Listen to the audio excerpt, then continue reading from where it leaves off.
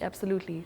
I feel like sometimes we undermine communities. We come with solutions. It's as if they've not been doing this, and they have been doing better. For a very long time. For a very, very long time. Yes. And it's really important to have communities at the center, as I said when I was starting, when we were starting this conversation, because they have a lot of traditional knowledge on how they were doing things, how they used to do their farming, how they used to protect the forest, how they ensured some of these key species that, maybe provide medicine to them are really protected. And what we need to do, for example, in agriculture, we need to combine the traditional knowledge, sustainable land use practices with agroecology, the research. How do we translate research, bringing it down from the boardrooms to something implementable, palatable to the communities? Most of the time, institutions leave it at the paper level. And one of the things as WRI, we are translating this research to actionable things on the ground, and being able to combine it with technical knowledge, with technical innovations, that really kind of value add on what they have. Okay. We really also need to look at how what are the equity issues that are around, the cost and benefits of restoration, for example. Who's benefiting, who's bearing more cost, and ensuring that the costs and benefits are evenly spread. That, for example, whatever we do, we ensure that we are not marginalizing, a particular gender compared to others. So how do we work together? One, to harvest that traditional knowledge, adding to the technical innovations, interpreting research to actionable things that can add on to this, and being able now to look at the results, and being a value add to communities and to the society at large. Yeah. Okay. Thank you. Nelson, maybe you can get into how biodiversity loss affects climate resilience in the long run, and what exactly happens in this particular process of biodiversity loss. Thank you so much. First is to understand resilience in our context.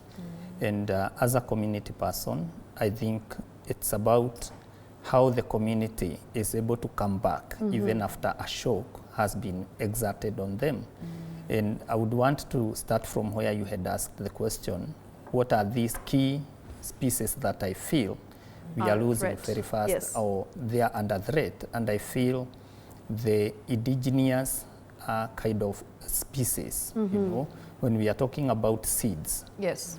I used to see our mom or our grandmother, they would be able to, store maize and be able to reproduce another crop out of it, but it is not happening today. So when we are looking at this kind of loss, and what we need to do today is about how these communities can be able to get in touch with what they are losing and what they would be facing in future, so that they are able to, stay resilient to whatever is happening around them.